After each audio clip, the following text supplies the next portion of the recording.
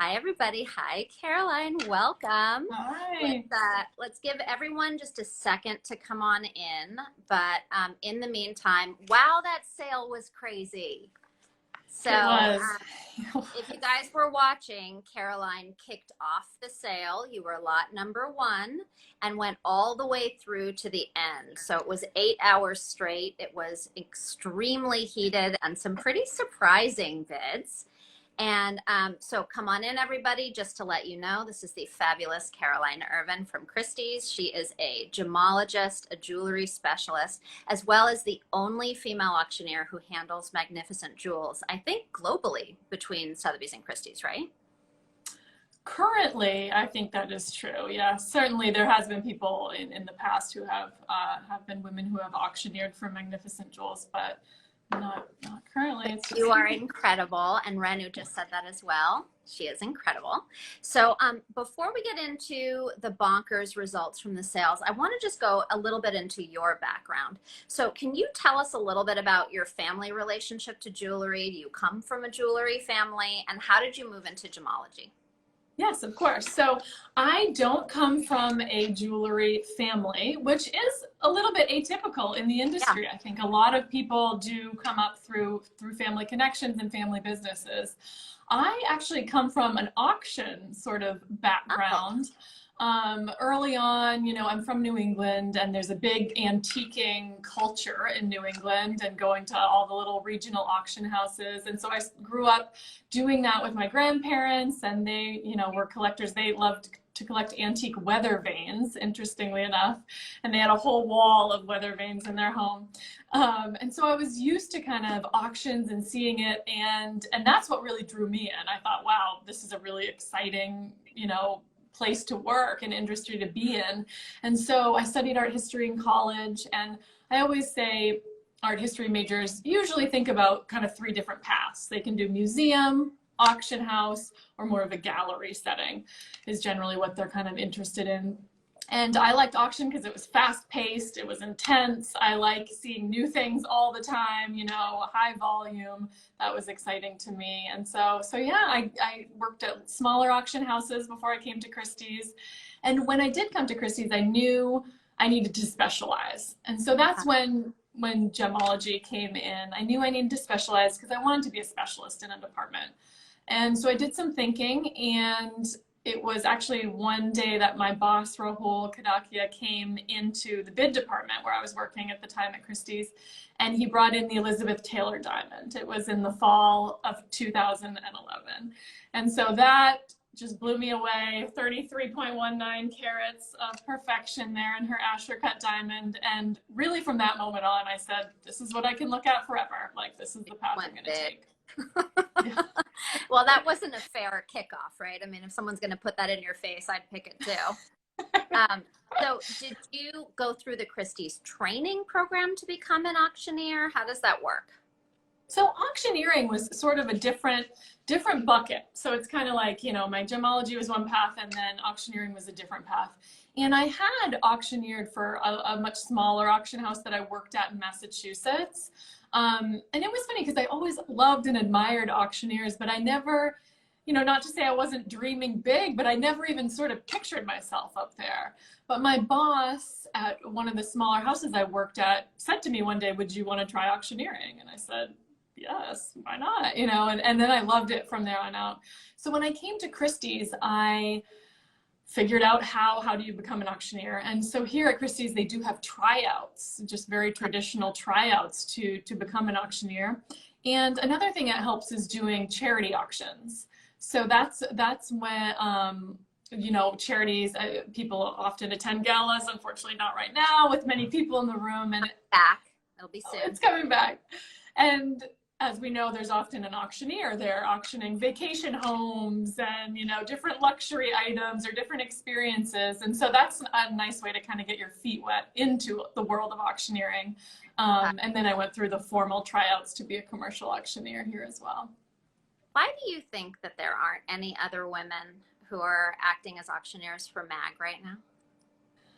I don't know. I mean, I think both houses have specialists that are jewelry specialists that are also fortunate to take auctions.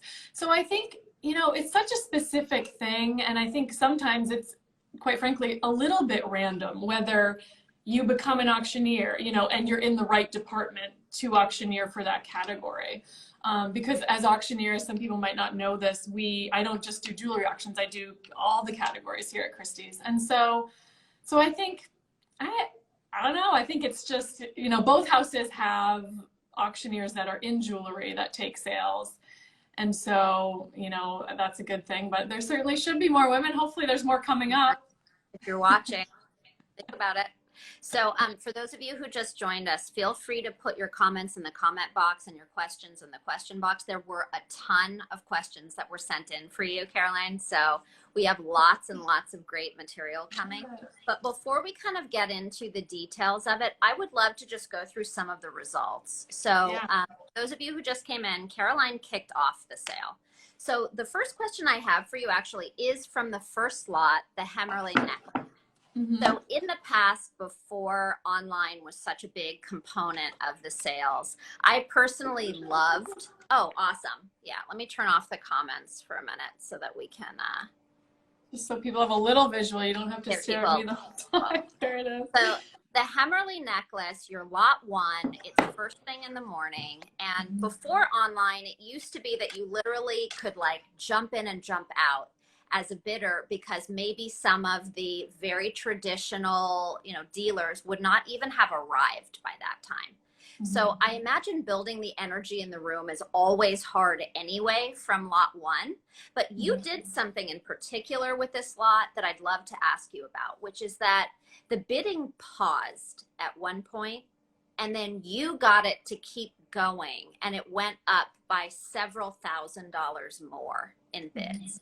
So how do you tell the difference, or how do you read it between a pause that means the bidders are done and a window of opportunity for a piece? Because you seem to have a very clear idea that this one was going to keep going, and it did keep going. So I think there's a few things that, you know, go through your mind at times like this. One is that we use what's called an auctioneer's book. And that is what's in front of us, and that has absentee bids on it. So of course we have to execute those as auctioneers. And it also has how many telephone lines are on the lot. And so that really, that's the kind of first indicator that you have a lot of interest on a lot. So sometimes you glance down and you see one telephone, and you know, that's not always so promising because there might not be too many bites. But if you see, you know, 5, 6 telephones, as you know was the case with this lot, you know, there are a lot of people that are interested in it and they're ready to jump in. And so that's a signal to me to take a little more time, because, you know, our clients are global. We have people translating, you know, the bids in different languages to bidders all over the world. And so you have to give those bidders a little bit more time. And that's how you know, if you have a lot of phones on it, you know, to kind of chill, someone might jump in. Everyone has a different style of bidding. You know, some people just start bidding and they go. Some people just say, I want to wait. And then they sit there and wait and wait and wait. And so you want to make sure that you capture everybody, because it's the worst feeling if, you know, you put the hammer down and then someone tries to jump in. And so yeah, I think that which actually happened a couple times during the sale, not to you, but there were a few fair warning, hammer about to hit, and then boom, another one came in, which I'm going to come to in a minute. Yeah. I'm really curious next, when we looked at the lot 6, the Emerald Pendant that you and I talked about. So this one ended up going to an online bidder in China. And I will point out, for those of you that missed the sale, what was super interesting in real time is listening to how many countries had bids in. It was super, super international. You had bids in your section from the UK, from Canada, from China mainland, from Hong Kong, from all over the US. You had quite a few that were coming on the phones, I think, from other countries as well. There was a lot of activity, and Germany was very active. Switzerland was very active. And I'm wondering, you know, prior to the pandemic, when auctions were still very much in person, one of the descriptions of like an excellent auctioneer is someone who can read the room. So how do you read a room when it's shifted to online? Like you said, you've got your book, you're reading, like, you know, if there's someone on the phone with the, 10 associates in front of you, but you don't presumably know what's going to happen with online, right? Like you didn't know someone was going to jump in from mainland China for this piece. So in that case, what's shifted for you, and what does read the room mean to you as an auctioneer? Yeah. So that's a really good question, because you're right. There's a little bit of a big change in how an auctioneer does read the room during these times, because traditionally you have your clients there in the audience, and you, especially when you're auctioneering for your own category like jewelry, you tend to start to know their style, and so oh, that person's going to come in late, and who you've been sitting in the exhibition and seeing people come to look at lots, so you have an idea of, oh, I know that person really liked this lot, they're going to go for it. And so that's the way you read the room, traditionally. You kind of have expectations, and you get to know people's habits and their bidding styles, and know what's going to happen. But you're absolutely right that it poses more of a challenge online, with so much happening online and not having clients in the room currently. And so you don't know, quite frankly, and you do have to, especially with the online, you have to give them a little extra time to jump in. But once, I do think even the online bidders give you some indication, because generally you see them come up, and you're right, you see their location. So I know, that bidder was in China, and I can address them as being in China and say welcome to them. And you kind of get to know them even within each lot. Like if they just bid once and then it's gone away and they don't seem to be bidding anymore, you kind of forget. But if they keep coming back in, you have to keep remembering and going back to them and talking to them to make sure that they feel encouraged to bid as well. That's interesting. So I want to jump to a lot that went nuts. So you had lot 42. I'll turn off comments again, but those of you watching, please feel free to put your questions in the question box too. I know we have a ton for Caroline already, but if something comes up, feel free. I'll do my best to work it in.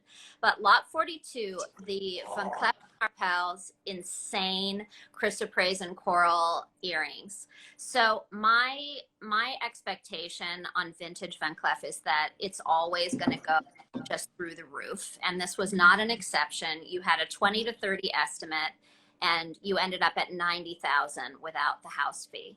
So on this one, for example, you knew this was going to go nuts because you and I talked about it in advance, and you said, watch lot 42. So how much activity prior to the sale indicates this is going to go nuts for you? And how do you read that? Because I know for me as a bidder, I won't put in an absentee bid because I'm worried that a private is going to drive me up to my limit, and I don't want to signal that. Like I understand that's better for the house. It's not, in my opinion, great for the bidder. So, and feel free to smack me down on that. Sorry. But how much is enough to let you know that this is going to go bonkers? No, and to your last bit, I mean, I think that's a good strategy. Everyone has their own strategies as to whether, absentee bids work well for them or not. But yeah, so mostly when we gauge interest by how many people are asking questions about the lot ahead of time and how many people are looking at the lot. And, these are really special. I haven't seen anything like this come up in a long, long time. They remind me of the big, like 70s, late 60s, early 70s sautoirs, of course, especially in the stone combination. But the earrings I have not seen come up exactly like this in my career ever. And so, they're special. They're special, like you said, they're vintage Van Cleef. And I think, like I said before, we can kind of gauge interest on the book, but these really, really took off because clearly the collectors felt passionate that they needed these in their collection, and there was nothing that was going to replace them, and nothing is going to come up soon for sale, and they knew that, and so they were willing to fight for it and drive the price quite high. I actually called Francois Arpels to talk about these earrings, and I was like, did? "Ad," and he was like, "They always go for way, way more." He's like, "Just keep your eye on those; those are going to go nuts." Yeah. You have a question from We Are FIP.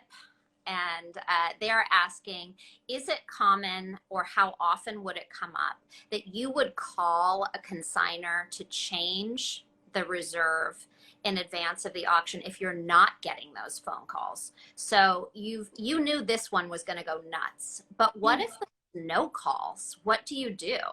Mm-hmm.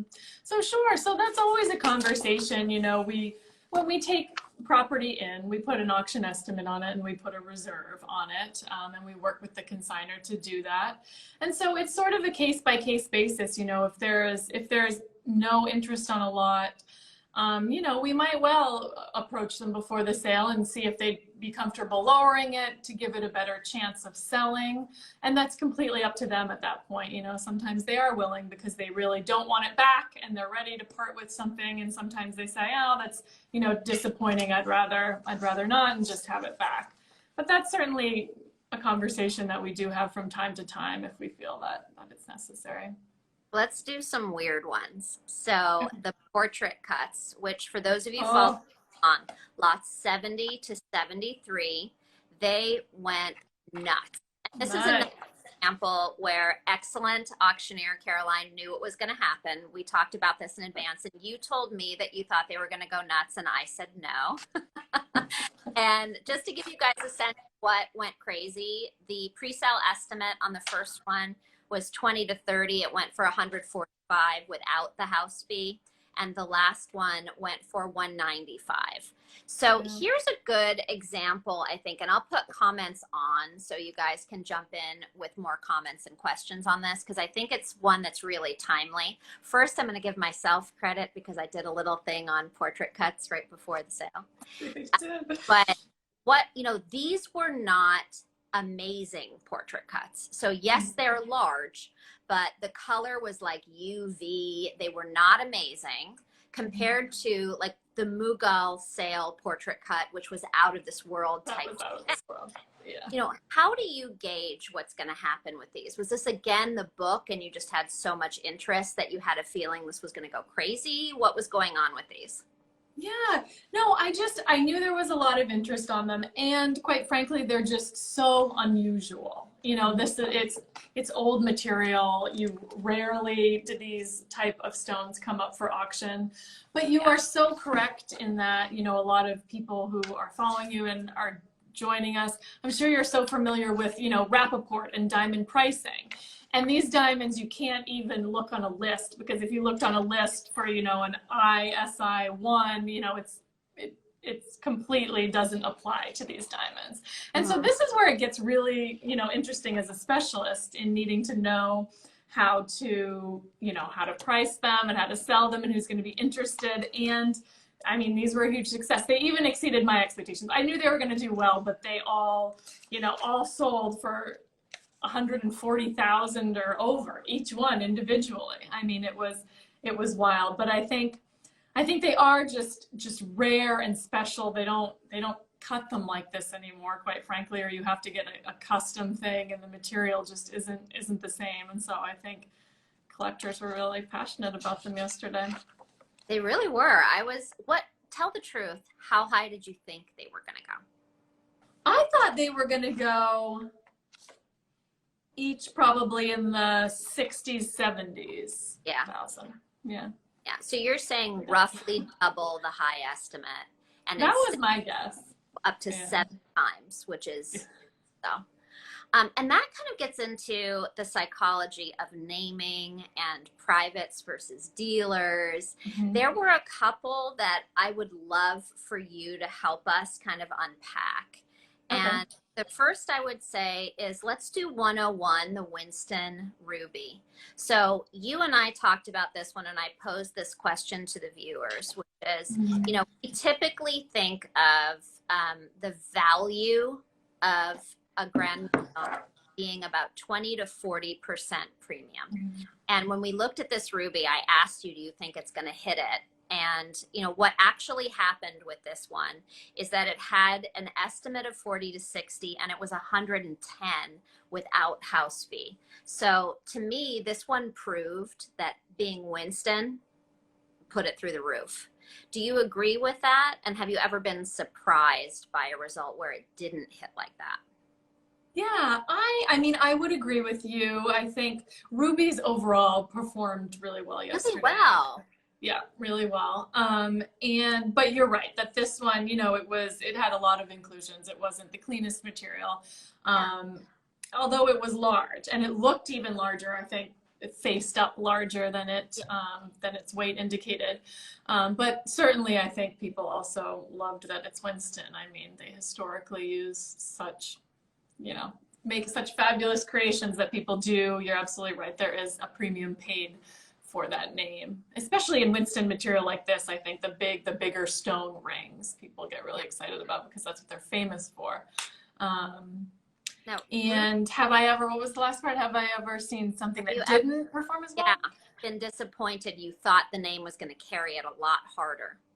Yeah, you know, I think sometimes we see that, not so much in the live magnificent sales, but sometimes in the online sales, there'll be some like niche item that I think will go nuts, and it doesn't go as crazy as I think it will. And oftentimes they are, you know, they'll be just not for everyone's taste, I guess, but you never know. And sometimes that is such a surprise because you look at something and you say the same thing that's not for everyone and it'll go nuts. And then sometimes it's not for everyone and it doesn't. And so it's really sometimes just a little bit unknown. No, absolutely. The next one I want to get to is a tough call, and this did not happen to you. You were not the auctioneer at this moment. Okay. But 2 Belle Perron lots in a row, including the fabulous amethyst bracelet, passed. Yeah. And 2-part question on that. The first is, of course, you know, what do you do when it's something that is such a crowd favorite? Everybody thinks it's going to slay, and it doesn't. And then as the auctioneer, if you have back-to-back passes, how do you keep your energy up? Because I think I would start to show panic. Yeah, of course.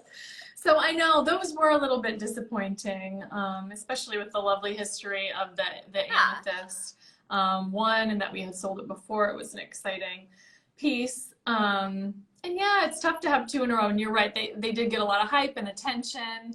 Yeah. And, you know, it's always disappointing when something, you know, people have worked hard on to present really well doesn't perform like expected. But I don't know, it also just gives you a little bit of temperature on the market, you know, for those pieces, and things change over time. And so oftentimes when something doesn't sell, we might sell it again in the future, offer it again in the future at a slightly lower estimate. Or sometimes, you know, people have a little bit of maybe bidder's remorse, where they contact us after the sale and say, gosh, I should have gone on that. I really should have, you know, can I make an offer, etc. And so various scenarios there. But as an auctioneer, yeah, it's very tough when things pass. And, you know, when that happens and you're in a little bit of a rough area in your sale, I always just try to think of, you know, the seller, the consignor, you know, this is really important to them, and this is an important piece of jewelry to them, or piece of art, or whatever you're auctioneering. And so that honestly helps me to keep my energy up, because it's not, you know, it's not about me and I'm kind of tired and now I'm annoyed that things aren't selling. Like, it's about them, and it's about their property, and that's what we're representing. And so I always try to put as much as I can into it so that they're not disappointed, and so that they don't have a reason, you know, to look back and be like, the auctioneer looked bored, they didn't even care. Like, I never want that to happen to me. You know, I always want them to look and say, well, she really tried, she really put in a good effort, but the buyer just wasn't there. Someone just said Caroline can sell sand to the desert. I totally agree. And along those lines, one of the things that I love about your signature style as an auctioneer is that you're funny. And you said, for example, don't sigh, just bid, at one point in a lot that would have been my hell. So you had lot after lot of loose stones. So for those of you watching, like for me, I would not have known how to motivate the like 4th lot of loose stones. But you did something really interesting there that I'd love it if you could explain it a little bit more. So the bidding paused multiple times, and you would like make a joke, call out the name, and push it up again. How did you know that it wasn't done? Because it took a long time. Those were long, but you got them all at or above estimate, and they started really, really low. So can you talk a little bit about, I mean, part of it, obviously you were being funny and you were calling out the names, but how did you know to keep it going the third time, the fourth time? Because as the viewing bidding audience, I thought it was done. Yeah. And that is something I will tell you, I really miss about having a live audience, because I feel like you could see it more too, but it is so hard. That is a hard thing to see over just, you know, the camera angle that they're showing. And I mean, side note, a lot of our larger sales here at Christie's have been experimenting with different views, showing the phone bidders and then showing the auctioneer. And I think that does help if you're bidding online to kind of see more of the drama that's going on. Because when it's all just straight on the auctioneer, you don't see what's going on in the room. So sometimes it's hard to even understand what's happening. But in general, I mean, I'm definitely being given signs. You know, I'm looking to someone on the phone who, you know, it's kind of heartbreaking sometimes. It's someone on the phone who's frantically like can't get someone, and so they're like, please wait, please wait, please wait, and they're so scared you're gonna just hammer it down. So I'm always very respectful to my colleagues and make sure to give them the time they need so that they can get the client and on the line or keep them going. So I mean, for the most part, you generally get sent signals. Whether it's from your phone bidders, or you see someone online who's come up a couple times and you know they're going to come back in, or you have a guess. That's the most it's very satisfying though, Sharon, when, I mean, because really in some ways you don't know, it's so satisfying when someone's bidding online and you're just like, you're not done in China, like come back to me, and then they do, and you're like, yes, you know, it's so rewarding.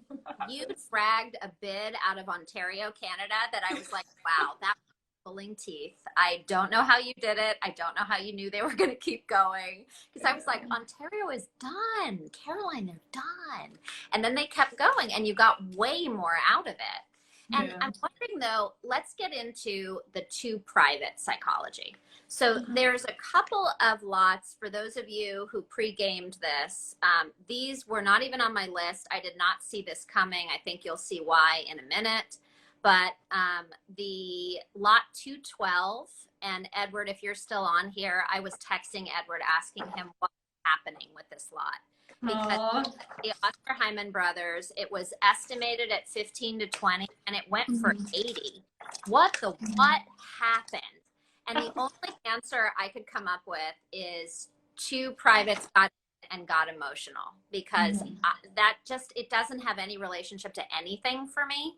I'm going to turn off the comments for just a second. Although, Josie, I love your comment that it's exciting in the room. And we're going to talk about how Caroline works on exciting in the room when she's just talking to Daphne and Rahul and not Sharon Novak.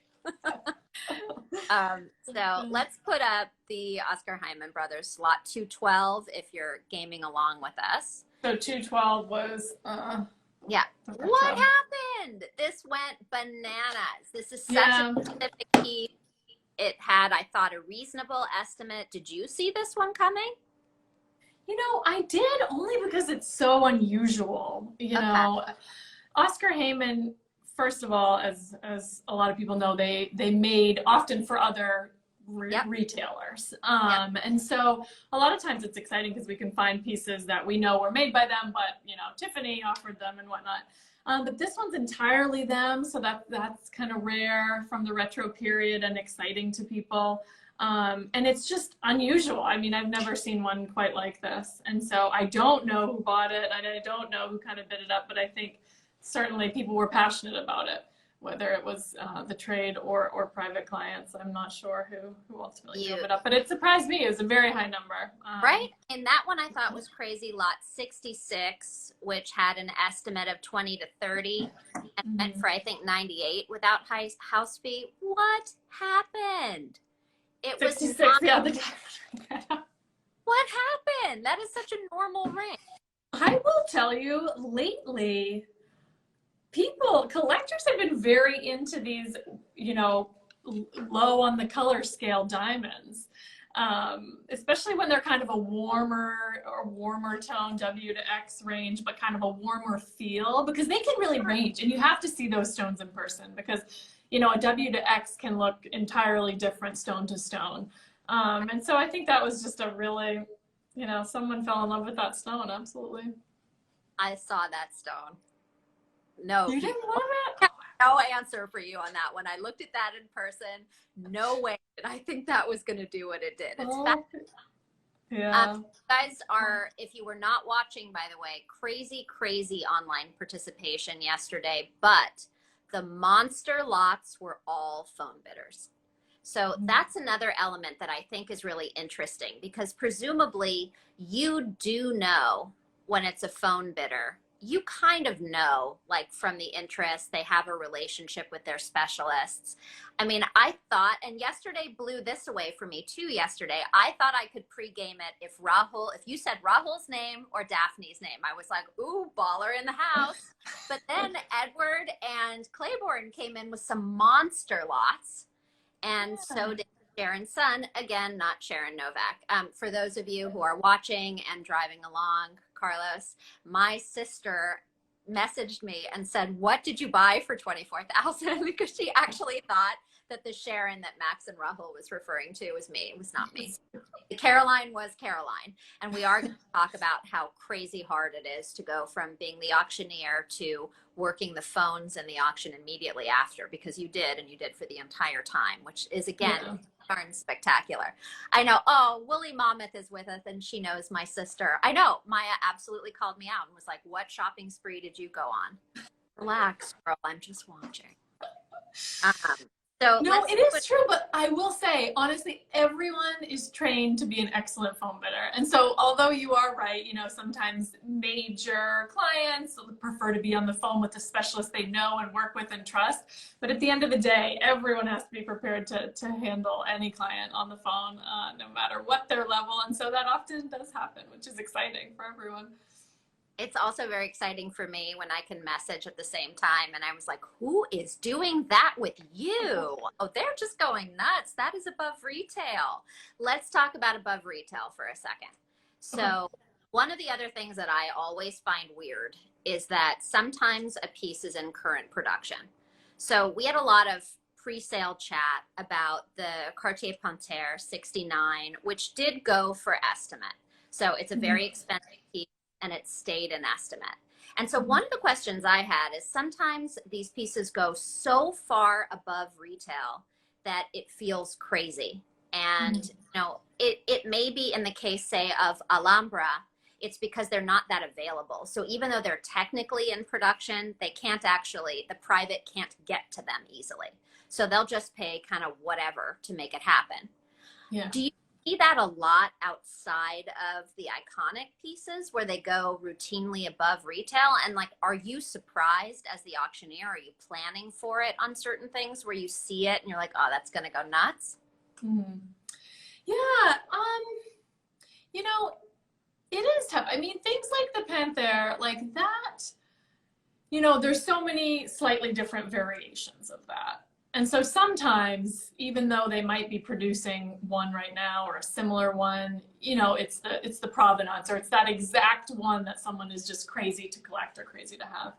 But in terms of the pieces like Alhambra, you know, that Van Cleef are currently making, it is pretty fascinating when it approaches right up to under retail. And I had a client, I think I told you this the other day, but a client who keeps asking me to make sure to flag Alhambra for them when they come up in the sales, which I do. But I'm also like, you're not going to get a great deal on these because they routinely, maybe a few $100s less, but it's not going to be any significant savings buying at auction. And so it's an interesting phenomenon. I mean, I think honestly, some people don't entirely do their homework and see that, you know, they are currently making that model, or sometimes they think they aren't, because you are right. There are certain models, especially in the Alhambra, that are only made in Paris and you can only get it there. So it is a little bit more restricted, the access, or it's a special order. But yeah, it is an interesting phenomenon. I'm going to put you a little on the spot. You can say no if you want. But to me, one of the annoying things as a bidder about the shift to online is exactly that entry of privates. I feel like before the pandemic, it's intimidating to be in the room. You have to know somebody. have to have a relationship. It's likely a lot more heavily weighted towards dealers.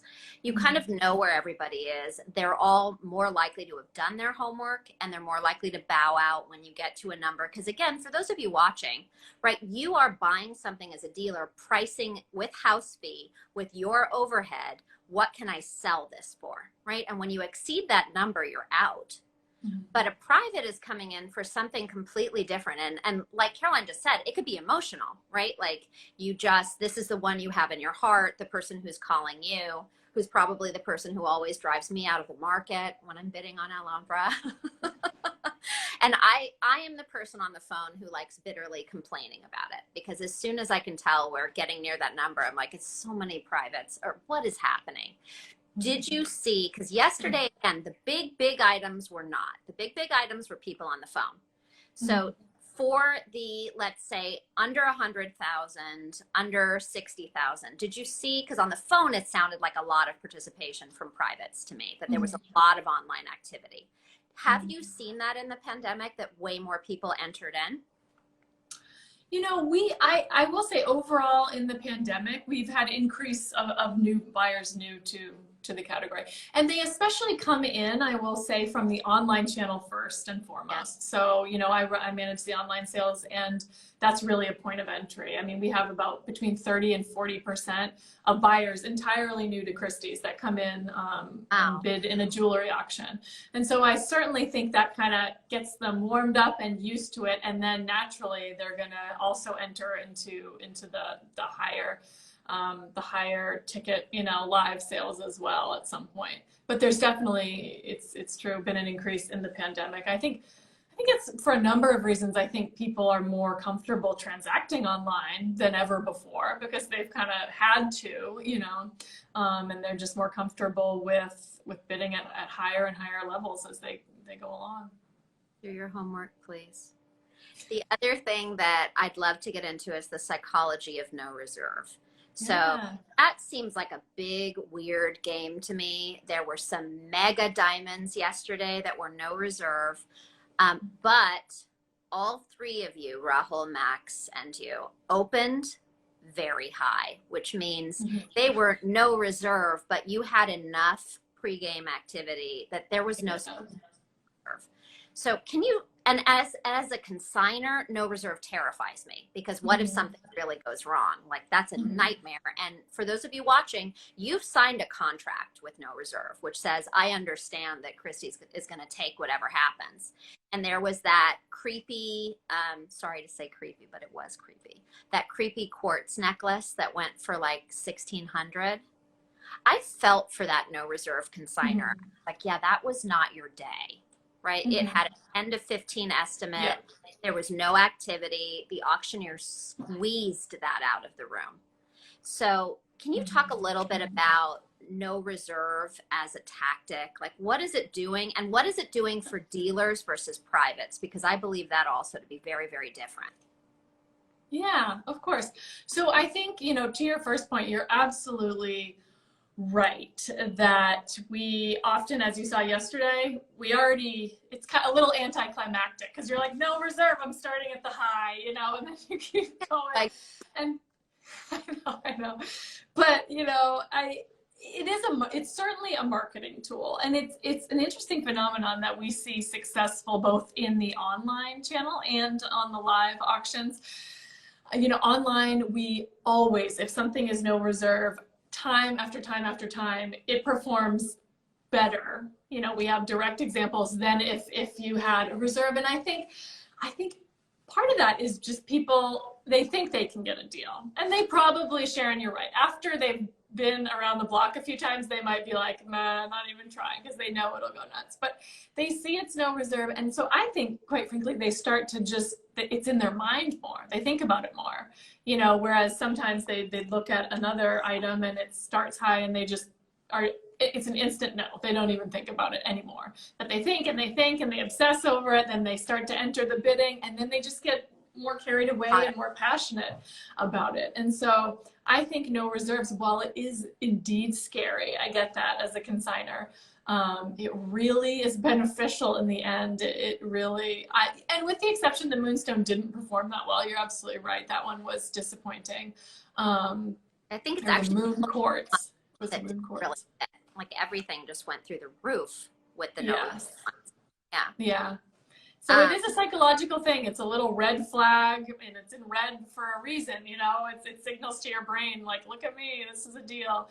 And people get carried away. But you're right, when we start the bidding, it's kind of like, oh, you lose esteem pretty quickly.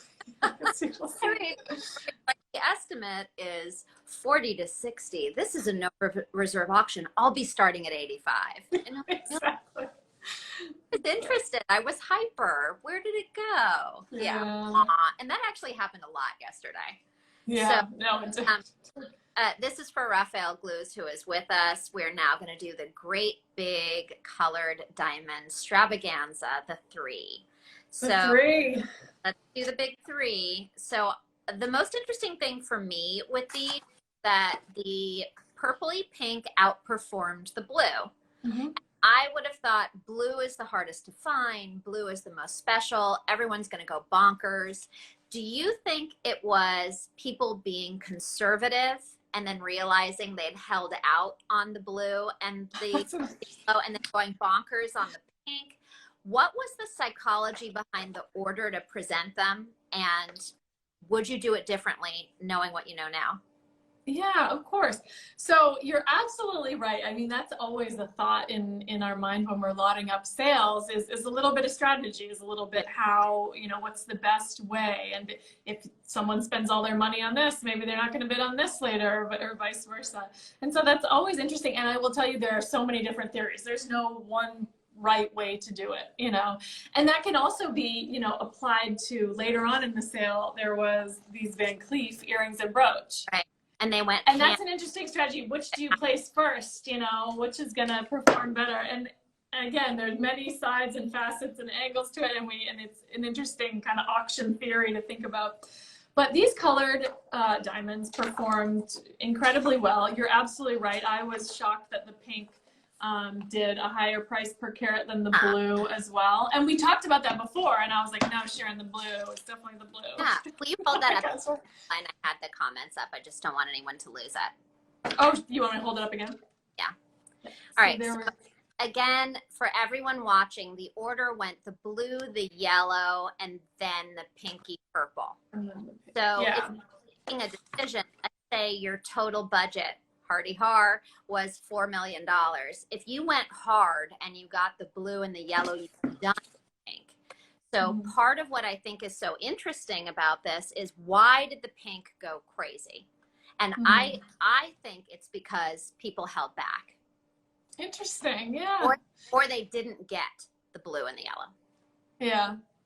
Do you agree? I get that, but you're assuming then that, I feel like you're kind of coming from a trade perspective right now, because for a private might just want one color, you know, they might just not even like a pink or a blue, they just want an orange, you know. I think they're a little more flexible that way, but you're right that the trade might be thinking they want many of them. Raise your hand if you think that was trade. That was trade. The other thing that I think yesterday blew up that was really interesting for me is that I tend to think of buyers in certain regions as having trends. For example, I would not want to show a big stone that wasn't perfect if I were targeting the, you know, Pacific region, because my association is perfect, perfect, perfect. But like a psycho, I wrote down where everything went. And a lot of pieces that were big stone, again, like you said, a lower color, not terrific clarity, went to China, went to Hong Kong. It was very, very interesting.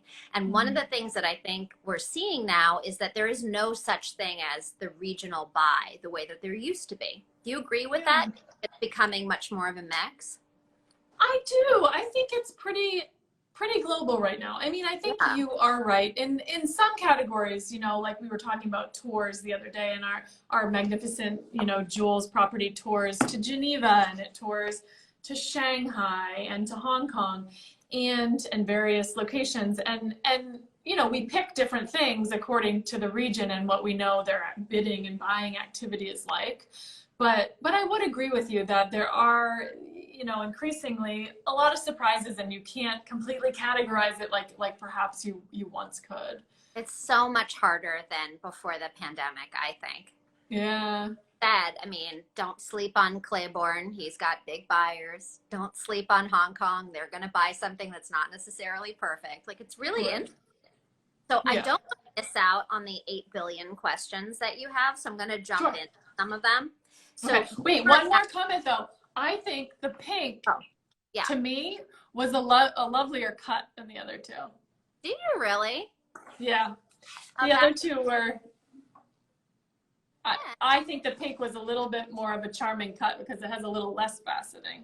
That's interesting. I mean, the love of my life was the XXX yellow, and it went right within estimate. So it didn't go sky high. And I was surprised by that one. I thought that cut was so great that that was going to be like and it wasn't, which is interesting. Yeah. So you switched immediately after auctioneering the lots to getting on the phone. Yeah. Sorry guys for changing our time, but there's no way you could be on with that level of adrenaline and then that level of adrenaline with all your bidders who are freaking out for, it was almost 9 hours for you, which is yeah, it's true. Change your headspace from auctioneer to specialist when you're going right to the phone. Because those of you watching, if you don't realize it, the auctioneers are also handling clients. So as soon as you come off the podium, you're actually on the phone. And that, I will tell you, is a very different world for us during the pandemic because, you know, in normal times at Christie's, the entire staff is here in the building. And so there are tons of phone bidders from other departments who come down and help, et cetera. But a lot of them are working from home or, and not, you know, we have capacity limits because of COVID. And so that makes for a very intense day, even more than ever before, because you get a phone list. And I mean, you might have, previously we would call clients 5 to 10 lots beforehand. I mean, many times it'd be 1 lot beforehand or 2 lots beforehand because that's all the time we had in between. I just say, you know, I'm just running on adrenaline and intensity. So it's just one into the next. It's just an exhausting day. But I take a minute when they come off the podium, I grab a water, you know, and then I book it back into the room and just focus on my list because phone bidding is actually quite intense in itself. You know, you have a huge list, you can't miss it. If you miss it, I mean, that's so terrible. And so you just are so focused on the numbers and crossing out each little phone bid as you do it because you don't want to miss anyone and don't want to be late. And then you have the added layer of tracking the auction because you're watching what's happening. And sometimes a phone bidder will be kind of talking to you, asking questions about the sale, and suddenly you're on their lot, you know, and you have to cut them off and be like, it's us now, you know, and it's a lot to kind of handle and manage, but it's fun. That's what makes working at an auction house so exciting, yeah. And just keep in mind that because the people on the phone are all over the world, you can pregame a little bit by the languages, but not a lot. So other Sharon, who is not Sharon Novak, is a Mandarin and Cantonese speaker. Others super active during the sale. And no, not me. So I would love to know on your specialist side, you were asked by Michelle actually, how long is the process of putting together a mag sale and how far in advance are you deciding how many pieces to put in it? Because they vary. This was not a longer sale, but it actually took forever on this one. I know. Can you imagine if we had a 300 lot sale, like which is more normal, more average? Eat lunch because you probably couldn't have.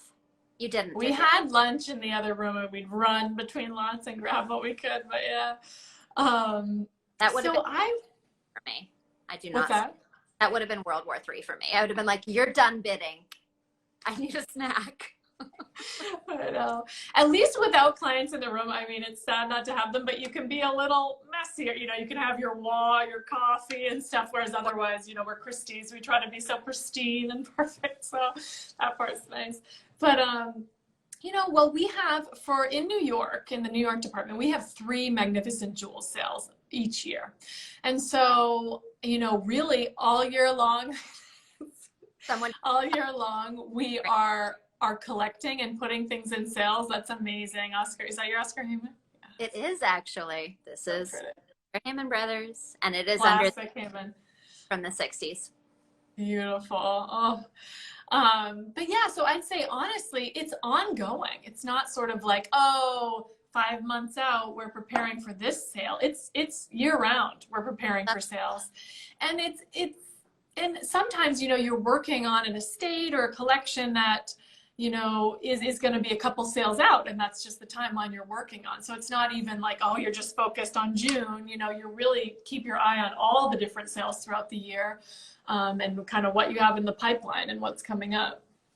And so when would you tell a client, because I've heard you do it, I would push this forward to mag, or I would do this in online, it's going to do better? What do you kind of have in mind besides the obvious, if it's $1 billion ring? But Yeah, of course. you know, when you push one to the other, because there were some pieces in mag that I would have seen in online and vice versa. Definitely. Yep. So, I mean, in general, the mag are going to be the higher priced pieces, but those lines are very much blurring, and especially have this year. You know, last June we sold our first $1 million diamond online for over 2 million, but the estimate was 1 to 2 million. And so the lines are really blurring as to what we can offer in each sale. But I'd say for the most part, you know, if it's higher value, or if it comes from a collection, you know, we do like to keep especially named collections together. So oftentimes if it's, you know, even if it's a piece that might be appropriate for online, we might keep it all together in the Magnificent Jewels sale. But sometimes collections are so big, they'll have a section in both sales, which is great too. So it really depends on the property. Yeah. And especially if people really need to see it, then we like to have it in the live sale, because we don't have, you know, public exhibitions anymore for our online sales. It's truly online. And so certainly if it's property we know people will want to examine, then we put it in the live sale as well. Have you ever been at a loss for words on the podium? You ever choked? No, that's an auctioneer's job, is to never be at a loss for, even if the world is crumbling around you, you have to be confident and in control and trust me, and I'm going to take care of it. And so, no, I really haven't been. I will tell you, one of the most exciting sale I have ever taken part in was actually not jewelry. It was the David Gilmore guitar collection in 2019. It was the day after Maharaja's. And Pink Floyd, right? Pink Floyd, yeah, from Pink Floyd. It was the day after Maharaja's. There were 3 auctioneers, all female auctioneers on the sale. And we, for the first time ever, we were meeting, and we went to look outside of Christie's at the boardroom, a line around the block of people trying to get in. Thank goodness that happened in 2019 and not a year later. And it was the most packed sale room you've ever seen, in the largest room. People couldn't even get in. We had an overflow room of fans. Every lot sold just huge. The pre-sale estimate for that entire sale was 2 million, and we achieved 2 million, I think, in the first 5 lots. I mean, it was like craziness. Everything was going nuts. So I would say, along the lines of loss for words, one of the most fun I've had was that sale. And at one point I had no bids on the book. And so I literally looked at the audience and I just said, someone make me an offer. And for one moment I froze, and I was like, I hope that was an okay thing to say, because the room might go crazy, you know. And a guy did. He goes, 10,000, because he knew it would even fly, and it did well beyond that. But that was the most exciting sale I've taken part in. Wow. Yeah. That is amazing. So that's it. That brings me actually to a good question, which is, because you handle sales in all different departments, how do you prepare when it's not in jewelry? Like if you're handling art, if you're handling rando guitars? Yeah, that's a really good question. And I do think, you know, being a jewelry specialist, it really helps if you can take a sale in your category, just mostly because you know your bidders and your consigners better, because you're familiar with them. And so you know, you have more insight into that. But a good auctioneer needs to be able to take any sale, anytime, no matter what they're selling. And so with other categories, you know, I just try to do a bit of homework to make sure I don't sound like a fool, that I can pronounce artist names, or, you know, the furniture maker's name, and then I'm not totally butchering names or stuff like that. But we also have a way around that. Often if I look down and I'm like, I don't feel confident in this name, you know, I'll just say, showing here on my right, it's lot 5, you know, and then I'll start it out because I know I don't even want to attempt it. But good auctioneers should be able to take any category, and it's just, again, doing a little bit of homework and asking the department that is presenting that sale, you know, what their insights are and what interest it's going to be, and how, you know, they like their sales to go, and try to do the best you can. Christopher Wallen just brought up a point, which is the magnificent sales that were 2 and 3 days after the crash of 1987 were the most interesting, because a lot of people went, it was standing room only, to get a signal of, you know, the economic indicator. And I know a lot of people have been saying, you know, we're coming back, look at how nuts the auctions are going. And I think it is a very interesting indicator of, you know, of optimism, of economic power and resurgence. Do you agree with that? Do you see good times coming based on all this activity? Because certainly the sale result was monster. Mm-hmm. I mean, I do. I think our sales have been really strong this year, surprisingly strong. Our first online auction in April, after, you know, the shutdown of everything in March, was the highest sell-through rate we've ever had for an online sale. Wow. And so I do think that was a factor of a couple things. Obviously, the market was still healthy. People were still wanting to invest in jewelry, and people had a little more time, you know, to explore their passions. It was a quieter time for a lot of people, and to research and to look at the listings online. And so I think that also impacted it. But no indication right now, that the market is strong. I mean, it's looking really good. Yeah. Were there any major sales that you handled for the first time during the pandemic? As an auctioneer, no, not really. I mean, I'm fortunate to get to do a lot of the major post-war and contemporary day sales, which, you know, many lots are in the millions. And so that's always really, really exciting. And they're a lovely department to work with, and they always present beautiful, you know, pictures, and so their sales do really well. So that's always very exciting to do. You were asked by a viewer, what's something people don't know about how you prepare for a sale? What's something people don't? Oh, I do. Okay, I try not to be that superstitious about things, because, you know, I just worry, what if I don't have exactly that thing, like your gavel, for instance. Some people, what's that? Like a special gavel. Yeah, exactly. I don't want to get too attached to anything, but I will say one thing. I do wear this ring, which I've kind of gotten to be a little superstitious about, that I generally wear on the podium. It's a beautiful ring. It's unsigned, but an old colleague of mine did a little research and feels this is the work of Louis Ferron, goldsmith from the 20th century. And I would agree. I just bought the book on him, and he does have a lot of these feather motifs, which it has. So that's a little way I prepare. I do vocal warm-ups. I jump around. I'm kind of an anxious person. I will run up and down the stairs sometimes at Christie's before I go on, especially with no clients around. I can do that pretty freely. And I listen to one song which hypes me up, which I like. I'm not admitting what it is because it's really embarrassing, but I love it. So I listen to that. But I'm dying to know. Will you give us the genre? Will you please give at least that? I mean, I think it was like 90s. I don't even know if this person has a genre. He's a pretty unique artist. Come on, give it up. Stay. Let's do it. No, it's a secret. Someday I'll reveal. Oh, I'm totally going to take you out for cocktails and get that. So, then I guess, you know, to close us out, because we're at time, and I could, you know, go on forever. This is exceptional. But I would say, how about just to close us out, for those of you who joined us late, Caroline is the only female auctioneer who handles mags. She is amazing. She is a gemologist as well as a jewelry specialist. And I'd love to know, kind of big picture, when you think about, you know, how you define being an auctioneer, what do you think makes a great auctioneer? Well, honestly, honestly, Sharon, I think that is changing what makes a great auctioneer. I think it's different than what it was 25, 30 years ago. And I think Christie's and other companies are starting to embrace that. You know, many people, when you say, what's an auctioneer, they picture a white British man that's older, you know, standing up there auctioneering. And there's nothing wrong with that, but that is certainly the stereotype. And so I think that is changing as to what becomes a good auctioneer, because it's increasingly important to be engaging, especially in the digital world and the virtual world and people being online. And that's something I constantly think about, because again, in the room, it's so easy to be like, yours, yours, and be so dynamic with your hands.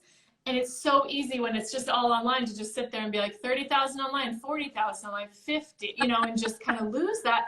And so I try to really remember that, and still, even though there's no one there, try to use your hands, try to keep it engaged and indicate where they are and speak to the online bidders as much as you can. And I think that's a big change that's happening. And I think good auctioneers now and in the future are really going to have to work that and be very good on camera, because it's a new world, brave new world out there. Well, I think you are absolutely sensational. For those of you watching, please do not miss a chance to see Caroline at the podium, because she is exceptional. And watch out for her jokes, because she is very funny on the podium as well. Thank you so much. This was such a treat. Thank you, Sharon. This was a lot of fun. And thank you to everyone who joined. I appreciate it so much, and all your wonderful questions. Happy day. Talk to you soon. Thanks, everybody. Bye.